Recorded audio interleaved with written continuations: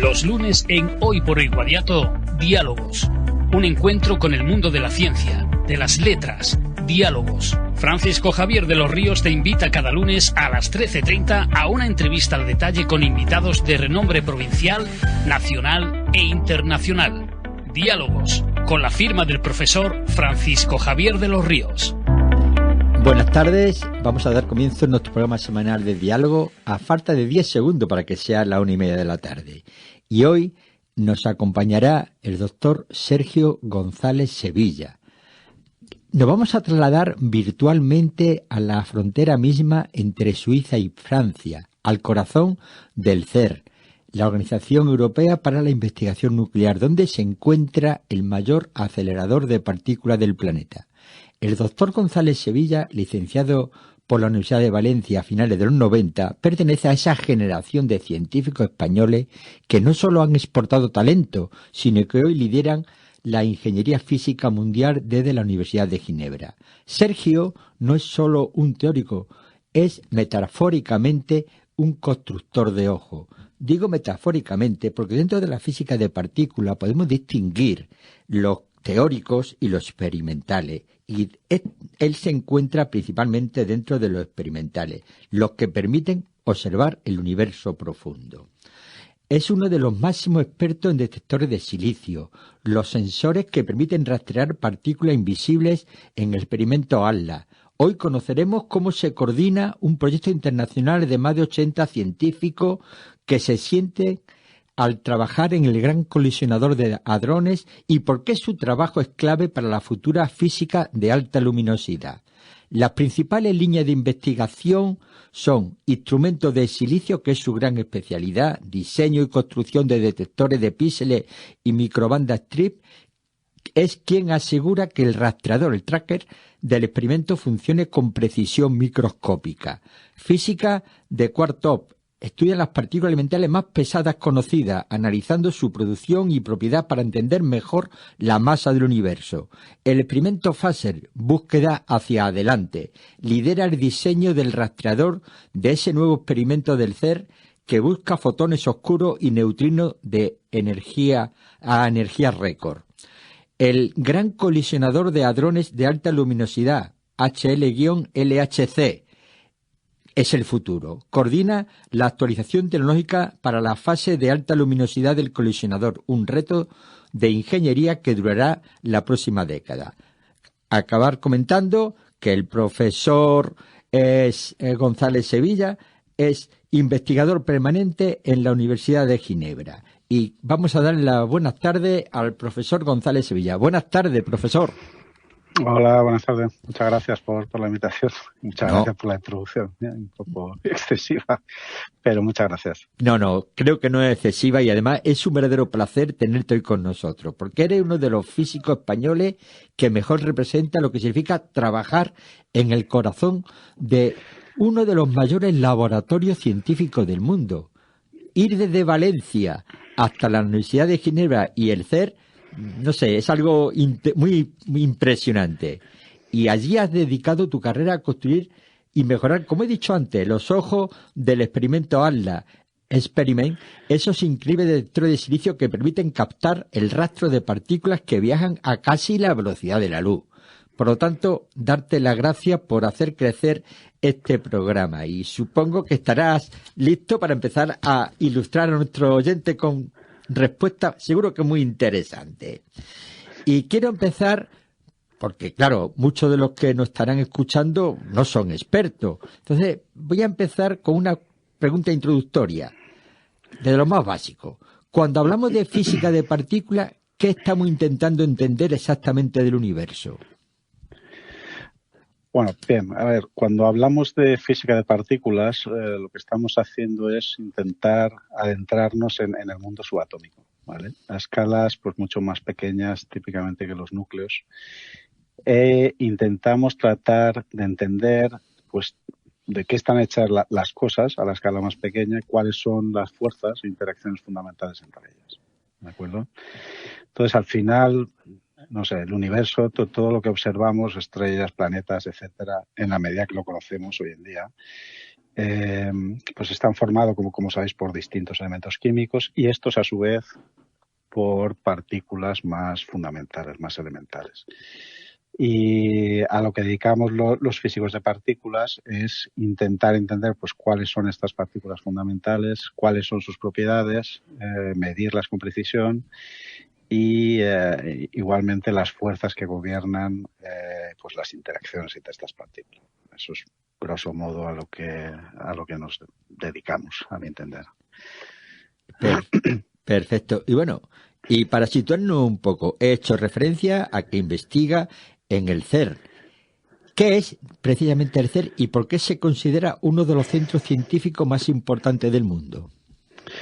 Sí, pues el CERN, creo que es conocido, las siglas significan Organización Europea para la Investigación Nuclear. Es efectivamente hoy en día el laboratorio de física de partículas pues más importante del mundo. Como has dicho, está situado en la frontera entre Francia y Suiza, muy pegado a Ginebra, ¿vale? Unos escasos kilómetros. Y lo que ofrece el CERN son unas instalaciones, unos laboratorios, una infraestructura para el marco de investigación en física fundamental, pues para todos los científicos, ¿no? de los países miembros y asociados en el CERN, ¿vale? Es como un cuadro general para permitirnos estas investigaciones. Y en esencia es una gran colaboración científica pues a nivel internacional entre muchos científicos, muchos países. Lo que tiene el CERN son unas instalaciones únicas hoy en día para la investigación en física de partículas, ¿vale?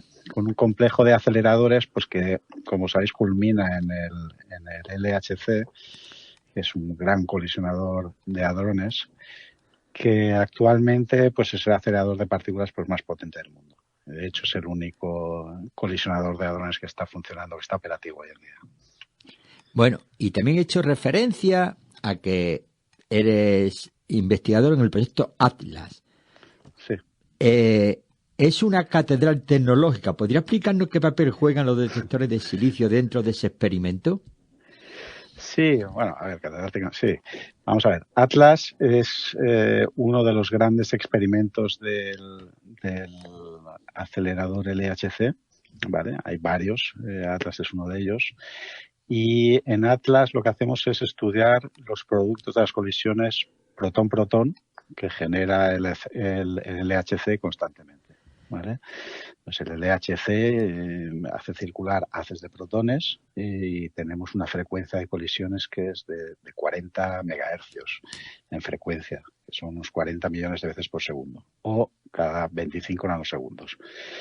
Y para que el público se haga una idea, pues podemos imaginar Atlas, un detector muy grande, pero una imagen puede ser como una cebolla muy, muy grande, ¿vale? Donde en cada capa se implementa un subdetector específico para medir ciertas partículas. Bueno, en realidad la cebolla no sería esférica, sería cilíndrica, pero la idea es esa. Y en cuanto a los detectores de silicio, pues estos se encuentran en la parte más interna de Atlas, que es decir, lo más cerca posible del punto de interacción o de colisión de los protones.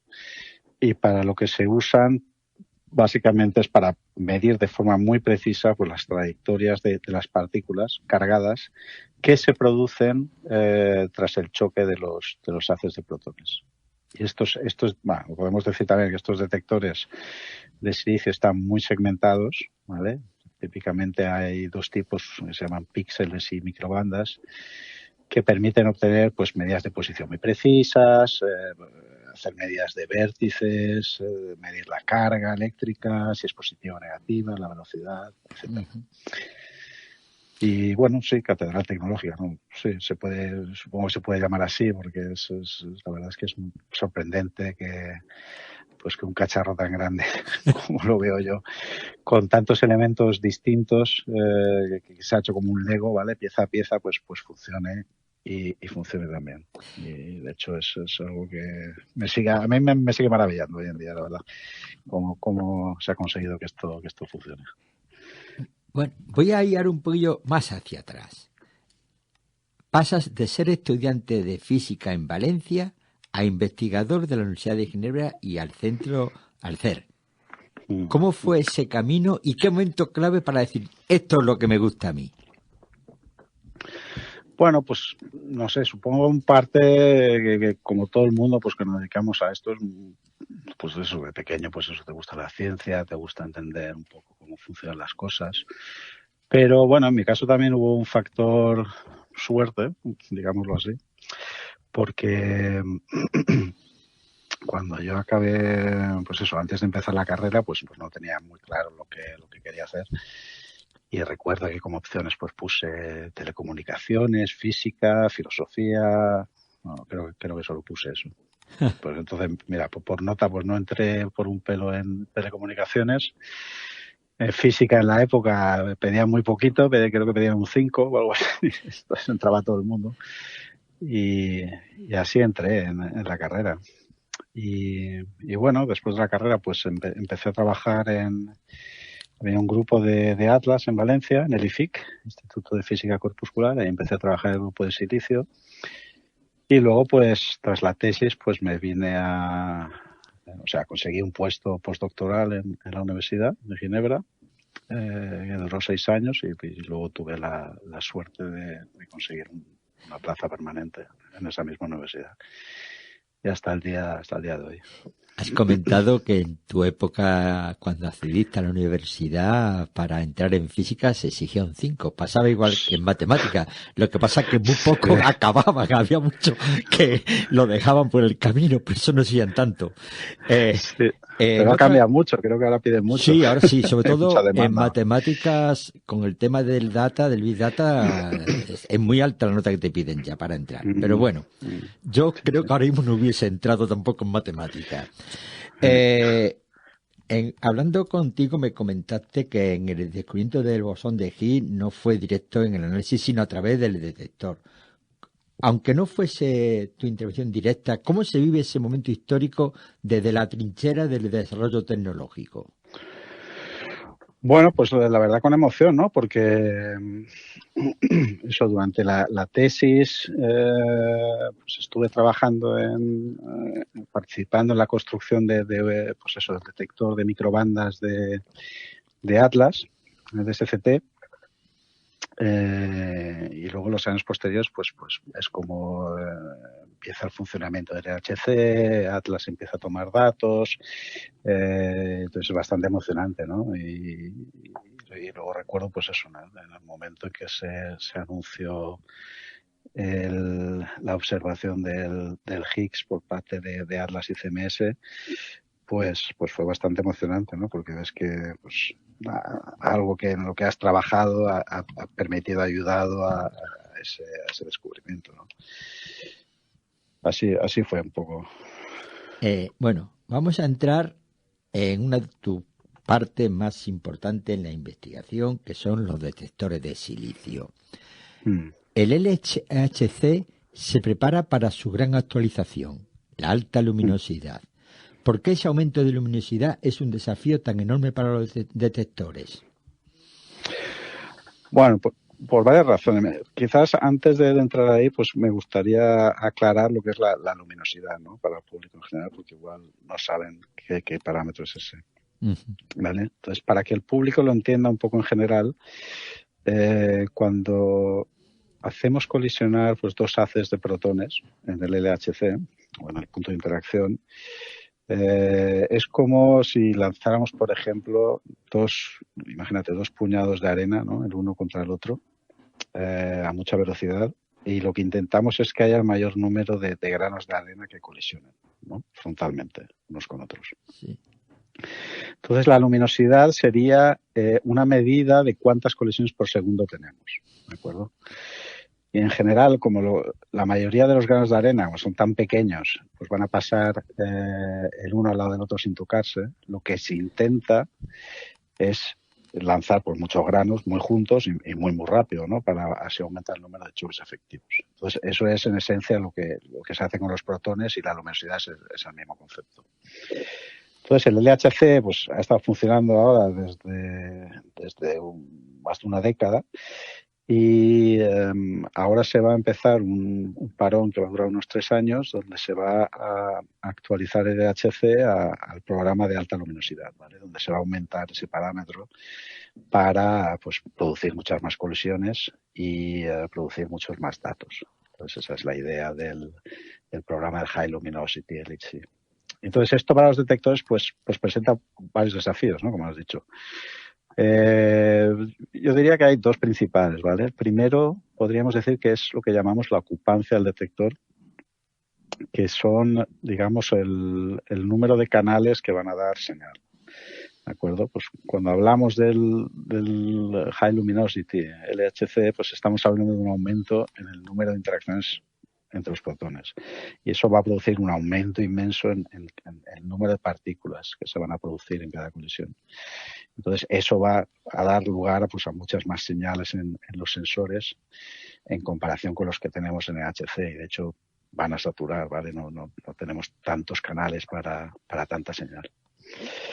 Y luego el siguiente desafío pues, es el daño por radiación, ¿vale? Porque pues, con tanta partícula nueva, tantas partículas adicionales que se van a producir en colisiones, pues estas van a generar mucho más daño en los detectores. Y es por eso pues que debemos tener detectores muy resistentes a la radiación, y el tracker en particular actual, el detector de trazas actual de Atlas, tras tantos años de operación en el LHC, pues no resistirá el programa de alta luminosidad. Es por esto que estamos en Atlas y también en CMS, de hecho, pues desde hace ya años estamos trabajando en un nuevo detector de trazas para reemplazar al ya existente, para poder trabajar en las condiciones que se esperan en el LHC de alta luminosidad. Por lo tanto, haciendo referencia a esa resistencia, a esa radiación extrema, el diseño y la prueba de un sensor que pueda soportar este ambiente tan hostil debe ser muy complicada, ¿no? Sí, bueno, lo que hacemos es probar diseños distintos en lo que son los sensores y la electrónica de lectura, y lo que se hace, por supuesto, antes de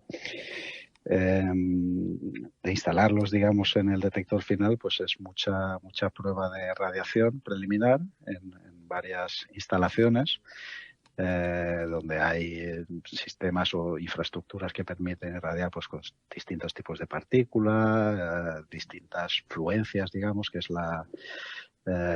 digamos la dosis de radiación acumulada. Y entonces si irradian a lo que se espera que vamos a tener en función de la posición de esos detectores, y se prueba que funcionan. Entonces es bastante complicado porque hay que irradiarlo todo, de hecho, antes de llegar al diseño final. Sí, y en este desarrollo de estos detectores, ¿qué es más complejo? ¿La física del sensor, la ingeniería o también la coordinación de cientos de personas que trabajáis en lo mismo? Buena pregunta. Pues no sé, a día de hoy te diría que la ingeniería, ¿vale? Porque detectores resistentes a radiación sabemos cómo hacerlos, más o menos. De hecho, pues eso, hemos conseguido tener, en función del radio donde se van a instalar, pues tener varias tecnologías que se adaptan a la radiación. Pero luego lo complicado viene con todo lo demás, ¿no? Pues cuando hay que integrar los sensores, cuando hay que integrar la electrónica, pues todos los cables eléctricos, las estructuras de soporte, todo eso es lo que yo entiendo en ingeniería o en integración del detector. Entonces, como queremos poner tantos sensores en el nuevo detector, la ingeniería es muy complicada y las tolerancias mecánicas, por ejemplo, son muy estrictas. Hay muy poco espacio y eso la verdad es que presenta unos desafíos enormes a nivel de ingeniería.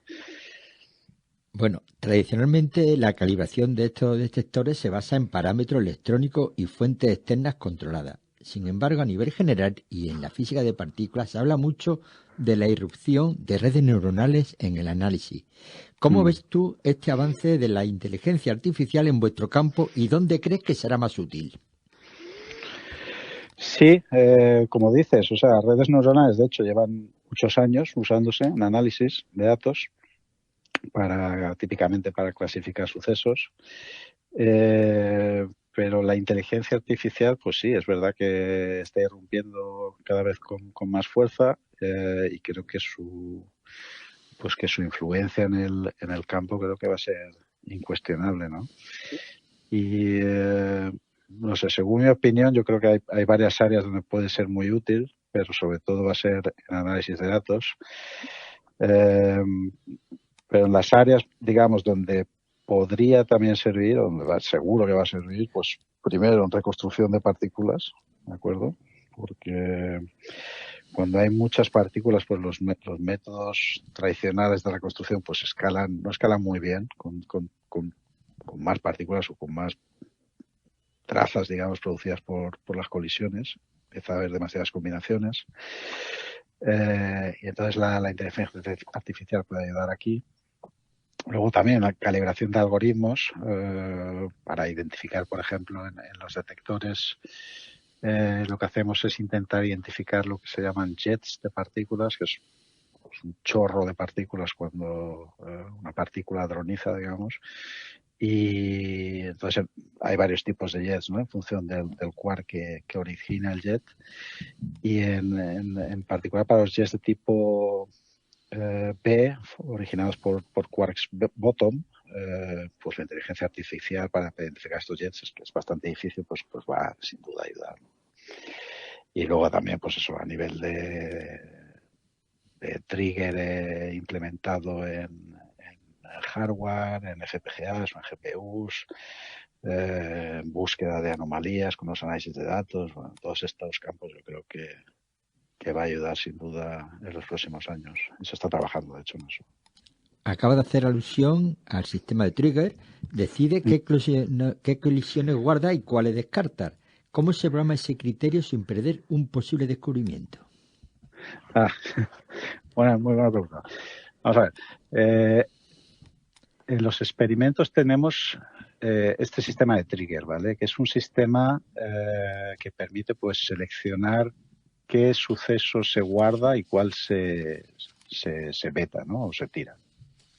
Entonces, en Atlas, este sistema de trigger está organizado en distintos niveles, ¿vale? Que van a distintas velocidades a nivel de decisión de qué hacer con el suceso. Entonces, tenemos un primer nivel que está hecho a nivel de hardware, que está implementado en los propios circuitos electrónicos integrados dentro del detector, que son circuitos diseñados pues para tomar decisiones muy, muy rápidas y que toman decisiones en unos 2 microsegundos, ¿de acuerdo? Donde se mira solo una parte de los datos con baja granularidad y en Atlas en particular intervienen calorímetros y detectores de muones, ¿de acuerdo? En este sistema de primer nivel, donde se mira pues si hay objetos específicos que se han creado en esa colisión, pues, como jets, como electrones, como muones, cosas de estas. Y se buscan señales pues que superen ciertos umbrales. Entonces, una vez el suceso pasa a este primer nivel de trigger, pues pasamos a los 2 niveles siguientes que se implementan ahora mismo en software, varias decenas de miles de procesadores, donde se reduce la tasa de datos pues desde los 3 kilohercios que tenemos en el segundo nivel hasta entre 10 y 100 hercios en el tercero, ¿vale? Y aquí en estos 2 niveles a nivel de software pues se utilizan algoritmos pues, más refinados, con mejor precisión y accediendo a más información de los detectores. Pero sí, bueno, como dices, hay cierta posibilidad de tirar algún dato que tenga algún descubrimiento, pero bueno, se intenta minimizar ese riesgo, ¿vale? Porque lo que intentamos hacer es tenemos lo que se llama un menú de trigger donde tenemos digamos programadas una secuencia de señales con un montón de opciones de todas las posibles señales que queremos buscar y de hecho tenemos también, o sea, guardamos algunos datos donde no tenemos ningún criterio de selección, ¿vale? Para evitar sesgar también la muestra y tener también acceso a un posible algo nuevo que no hayamos pensado. Eso es un poco la idea del nivel de trigger para la selección de sucesos. Y voy a aprovechar la reflexión que estás haciendo para preguntarte por ese hipotético que se dice que para el año 28 empezaría, o no sé qué, el nuevo colisionador, el FCC, que es... No, más tarde. Bueno, él lo sabrá mucho mejor que yo. Para los oyentes, el actual colisionador, estamos hablando de unos 20, no llega a 27 kilómetros, y estamos hablando de 98, creo recordar. ¿Merece la pena la inversión tan colosal y permitiría que se perdiesen datos que pueden ser fundamentales para descubrir nuevas cosas? ¿El FCC, dices? Sí. Bueno, el FCC la verdad tiene en mente otro programa de física distinto al del LHC. De hecho, la idea es que empezaría a trabajar en 2045, o sea, mucho más tarde. Vale. En 2030 se empezaría a trabajar si se aprueba. Y sí, como has dicho, pues es el LHC de un... el FCC sería mucho más grande que el LHC. El perímetro ahora del acelerador serían 90 kilómetros, 91, que se maneja hoy en día. Y el FCC tiene un programa en dos fases, ¿vale? Una primera fase donde se utilizarían colisiones electrón-positrón para el estudio detallado del bosón de Higgs, ¿vale? Para medir todas sus propiedades de forma muy precisa. Y luego, mucho más tarde, se reemplazarían los aceleradores para electrón-positrón por otros dipolos superconductores para hacer colisionar hadrones otra vez, como el LHC. Pero esta vez a una energía mucho mayor, ¿vale? De unos 100 teraelectronvoltios. El LHC ahora mismo está en 14, pues el FCC llegaría a 100. Pero eso ya sería si se hace el FCC HH, que se llama la segunda fase, creo que está prevista para el 2070. Uy, me parece que no lo vemos. yo creo que no lo veo, no, desgraciadamente. Pero bueno, las nuevas generaciones, pues, si trabajan en esto, sí que podrían verlo. Claro que sí. Antes te preguntaba que qué era más complicado para el desarrollo de los detectores, ¿no? Si era la física, la ingeniería o las personas, cantidades de personas científicos que trabajáis en eso mismo. Y sobre eso te pregunto, en ATLAS se reúne a miles de científicos. ¿Cómo se gestiona el consenso científico en una colaboración tan heterogénea, entre comillas, porque todos trabajan en lo mismo, pero tan enorme? Sí, bueno, pues lo que hay establecido en ATLAS y en todos los experimentos en general, pues es una jerarquía que está bien definida, ¿vale? Hay un spokesperson que es, digamos, el representante primero del experimento, que trabaja con lo que se llama un grupo de colaboradores, un collaboration board, donde hay representante por institución. Y donde se someten a votación pues varios aspectos varios para el funcionamiento de la colaboración. Y luego a niveles más bajos, digamos, sobre todo para análisis de física, lo que hay son varios grupos de física, cada uno con un coordinador o varios. Y luego, pues eso, a la hora de publicar un paper, pues se forma lo que se llama un editorial board, que es un grupo de expertos, de colaboradores, pues que mira con lupa cada frase, que eventualmente pide al grupo de análisis pues estudios adicionales para que no haya duda posible, bueno, etcétera.